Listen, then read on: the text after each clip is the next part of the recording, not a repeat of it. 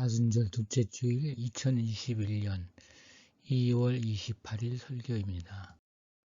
금주의 말씀 창세기 17장 1에서 7절, 15에서 16절, 로마서 4장 13절에서 25절, 마가복음 8장 31에서 38, 그리고 9장 2에서 9절입니다. 창세기 17장 1에서 7절, 그리고 15에서 16절 말씀입니다.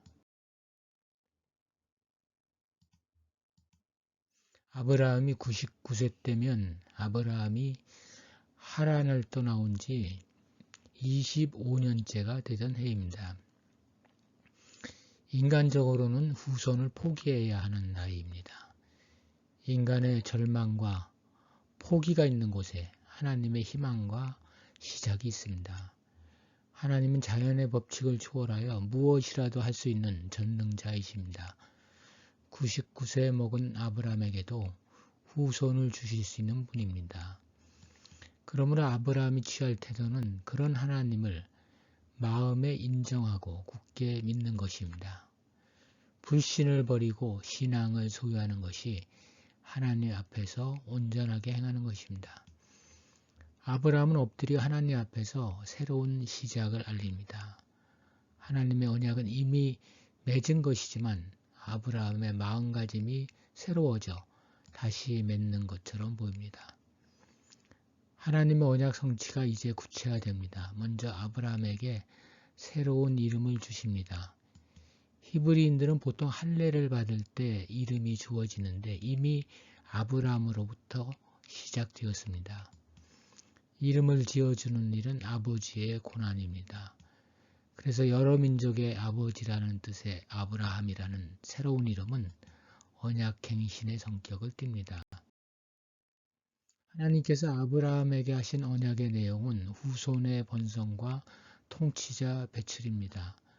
아브라함의 후손들은 이스마엘에게서 비롯된 모든 종족과 민족들, 아브라함의 후처 그드라에게서 퍼진 여러 족속들, 아브라함의 후손이면서 갈리어 나간 민족인 에돔 족속 등을 포함합니다. 그리고 무엇보다 언약이 아브라함의 후손들에게도 유효하다는 영원한 언약입니다. 그리고 하나님과 후손이라는 근본적 관계의 언약이기도 합니다.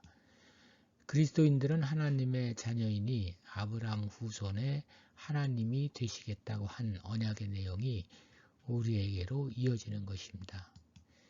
믿음의 혈연으로 따지면 우리는 모두 하나님과의 언약 관계에 있는 아브라함의 후손입니다. 그 언약이 유효하다면 아브라함의 언약의 내용인 후손과 가문 번성의 복도 우리의 것입니다. 가장 감사한 일은 하나님께서 우리의 하나님이 되시겠다는 약속입니다. 사실은 하나님께서 아브라함에게 하신 약속에서 그것이 전부입니다. 또 사라에게도 얘기합니다. 창세기 17장 15절 16절 하나님이 또 아브라함에게 이르시되 내 아내 사라는 이름을 사레라 하지 말고 사라라 하라. 내가 그에게 복을 주어 그가 내게 아들을 낳아주게 하며 내가 그에게 복을 주어 그를 여러 민족의 어머니가 되게 하리니 민족의 여러 왕이 그에게서 나리라. 두 번째 본문 로마서 4장 13에서 25절입니다. 아브라함은 믿음으로 의롭다 하심을 받은 후에 하나님의 약속을 받았습니다. 율법에 근거한 것이 아닙니다. 율법은 아브라함이 믿음으로 의롭다 여김을 받은 430년 후에 주어졌습니다. 그리고 하나님과 아브라함의 언약으로 아브라함의 후손들이 유업을 이을 자가 되었습니다. 율법의 행위에 의해 약속을 누리는 것이 아닙니다. 정리하면 믿음, 약속, 율법입니다.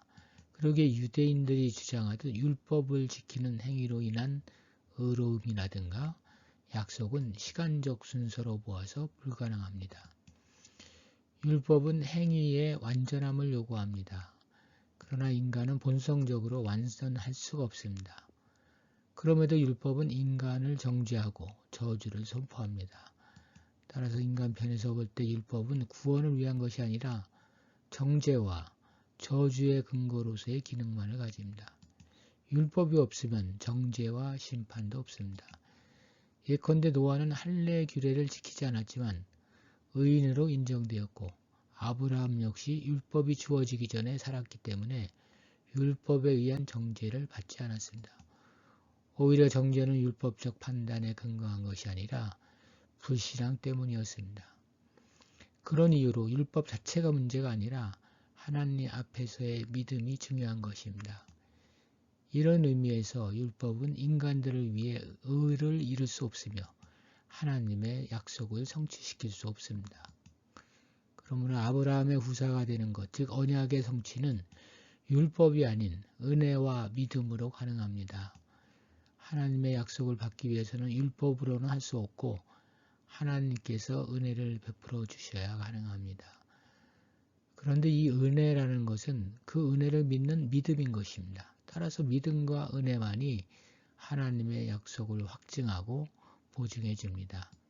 약속이 은혜로 말미암아 성취되도록 하려는 것이 본래 하나님의 목적입니다. 한편 아브라함의 믿음은 이삭과 연관지어 하나님을 죽은 자를 살리시며 없는 것을 있는 것으로 부르시는 이로 믿는 믿음이었습니다. 또한 후손과 연관지어 바랄 수 없는 중에 바라고 믿는 믿음이었습니다. 그가 100세나 되어 자기 몸이 죽은 것 같고 사라의 태가 죽은 것 같음을 알고도 믿음이 약하여지지 아니하였기 때문입니다. 키에르케고르는 두려움과 떨림에서 가장 위대했던 사람은 불가능한 것을 기대했던 사람이다 라고 말했습니다. 아브라함은 하나님께서 결정하시고 약속하신 것은 아직 이루어지지 않았을지라도 성취된 것으로 인정하였던 것입니다. 바로 이와 같은 확신이 아브라함의 믿음이었으며 하나님을 앞서의 언급처럼 정의할 수 있는 신앙입니다. 이 같은 아브라함의 믿음과 그것을 통한 약속은 아브라함만 위한 것이 아니요 바울 당시의 이방인 그리고 오늘날의 우리 그리스도인들을 위한 것입니다. 즉 적용될 수 있는 것입니다. 아브라함에게 약속하시고 그의 믿음을 의로 여기신 하나님과 예수를 죽은 자 가운데서 살리신 하나님은 동일한 분이십니다. 결국 아브라함이 바랄 수 없는 중에 하나님의 약속이 성취될 것을 믿는 것과 신약시대의 성도가 예수를 믿는 것은 내용상 동일하다고 볼 수 있습니다. 다만 아브라함의 믿음은 실현될 약속에 대한 것인 반면 신약시대의 성도의 믿음은 성취된 약속에 대한 것이라는 점만 다를 뿐입니다. 예수는 우리가 범죄한 것 때문에 내줌이 되고 또한 우리를 의롭다 하시기 위하여 살아나셨다고 25절에서 말합니다. 즉 예수는 십자가에서 죽으심으로써 율법의 요구를 채웠고 그리고 그냥 죽어버린 것이 아니라 죄의 요구를 채우고 살아나셨기 때문에 의롭게 되신 것입니다. 그리고 우리는 그 예수와 더불어 함께 죽고 살아남으로써 죄의 용서를 받고 의롭다 여김을 받게 되는 것입니다. 이 사실을 인정하고 수용하는 것이 믿음입니다. 아브라함이 믿음으로 의롭다 여기심을 받아 약속의 상급을 받았고 이는 오늘날 믿음의 면에서 아브라함의 후손이라고 하는 우리에게까지 이어진다는 바울의 설명은 논리적이되 이성적인 것이 아니어서 그것을 수용하기 위해서라도 믿음이 필요합니다. 그런 면에서 그리스도인들은 믿을 수 없는 것을 믿는 아브라함의 후손들입니다. 우리가 아브라함의 후손이라면 아브라함이 받은 약속을 우리 역시 받을 것을 믿을 수 있습니다.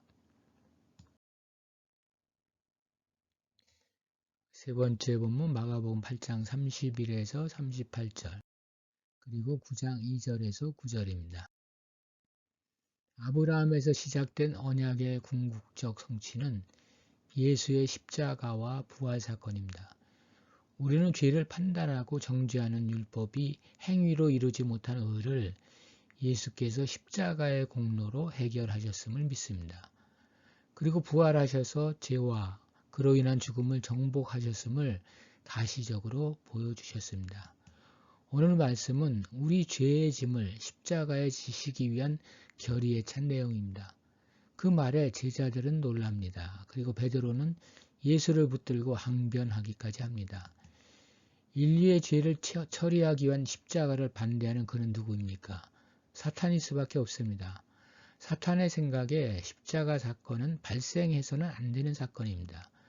그래서 사탄은 예수의 가장 가까운 제자들까지 동원하여서 방해합니다. 방해의 결과는 결국 사망입니다. 그러니 어리석은 자들입니다. 예수의 십자가는 이미 예언된 사건이지만 그 방법은 이해할 수 없는 것이었습니다. 그래서 예수의 가장 가까운 제자들조차 십자가를 반대하며 인류 구원의 길을 방해합니다. 제자들을 위해 준비된 또 하나의 사건은 변모산 사건입니다. 예수는 모세와 엘리야를 만납니다. 그것은 구원 역사의 하나의 파노라마입니다. 모세는 율법을 대표합니다. 그러나 율법은 죄가 무엇인지를 알려주었고 그것을 행위로 용서받으려 하는 절망적 인간의 재판관 노릇을 할 뿐 인간을 구원할 수 없었습니다. 엘리야는 선지자들을 대표합니다. 선지자들은 공의를 외칩니다. 그런데 공의는 이루어지지 않으며 그 공의는 나중에 이루어진다는 종말을 예언합니다. 그래서 엘리야는 종말에 올 메시아를 알리는 인물이 됩니다. 예수는 율법으로 행위로 그리고 예언자들을 통한 강력한 하나님의 말씀으로도 이루지 못한 의를 이루기 위해서 오셨습니다. 예수는 율법, 행위, 공의 그리고 사랑으로 이루고자 했던 구원의 완성자이십니다. 변모산에 등장한 모세와 엘리야는 구원을 위한 인물들이었지만 예수는 구원자이십니다. 예수는 이슬람교에서 말하는 예언자 중에 하나가 아닙니다. 이슬람에는 12만 4천 명에 이르는 예언자들이 있습니다. 그 중에 유명한 예언자들에는 아담, 아브라함, 모세, 다윗, 솔로몬 그리고 예수 등이 있습니다. 이거 하나만 보더라도 이슬람교는 정직하지 못합니다. 아담 등의 위대한 예언자들과 관련된 내용들은 이미 그리스도교의 성서에서 완결된 것들입니다. 이슬람교가 창시된 때는 주 610년입니다. 예수께서 인류 구원 문제를 해결하신 지 500년 이상이 지난 때입니다. 그런 시점에 예수가 수많은 예언자 중에 하나라고 합니다. 이슬람교를 믿는 사람들이 상식이 어긋나고 이상하게 여겨지는 이유입니다. 그런 이슬람교가 우리나라에서도 여기저기 모스크 성격의 공간을 마련하는 것 같습니다. 솔직하지 못하고 상식적이지 못한 종교가 파급되어 무지한 영혼들을 혼미하게 하지 않도록 기도할 때입니다. 기도하겠습니다. 주님, 인류의 역사는 영적으로 보아 하나님께서 마련하신 구원의 길을 따라 멸망의 길로 치달았습니다. 두 차례에 걸친 세계의 대전으로 수백만 명이 목숨을 잃어 인간 생명의 소중함을 상실했습니다. 지금도 전염병으로 전 세계에서 수백만 명이 죽어가고 있습니다. 이 전염병이 하나님의 징계가 아니더라도 하나님께서 지으신 생명의 소중함을 깊이 깨닫는 계기가 되게 하여 주시옵소서. 사람의 생명은 영혼에 있는데 문명이 발달하면서 인간에게서 부각되는 것은 육체인입니다. 사람들은 몸을 위해 살고 영혼은 타락하고 정신은 짐승의 수준을 벗어나지 못하고 본능에 따라 행동합니다. 그와 같은 인간들을 구원하시기 위해 율법과 행위로 때로는 언약으로 인도하시는 하나님께 감사를 드립니다. 이 마지막 때에는 예수로 말미암은 구원의 길을 밝히 드러내셨지만 영혼이 어두운 사람들과 거짓 종교들은 그 구원의 유일한 길을 왜곡하고 부정하고 더럽히고 있습니다. 이 땅에서 종교의 이름으로 하나님을 모독하는 거짓 교역자들도 많이 있사오니 하나님의 영광을 위하여 그들을 멸망의 울타리에 가두시옵소서. 주님께서 보여주신 하나님의 나라가 있음에도 인간들은 재물이 왕이 되는 세상을 건설하고 있사오니 그 왕국을 무너뜨릴 믿음의 용사들을 많이 허락하시옵소서. 아멘.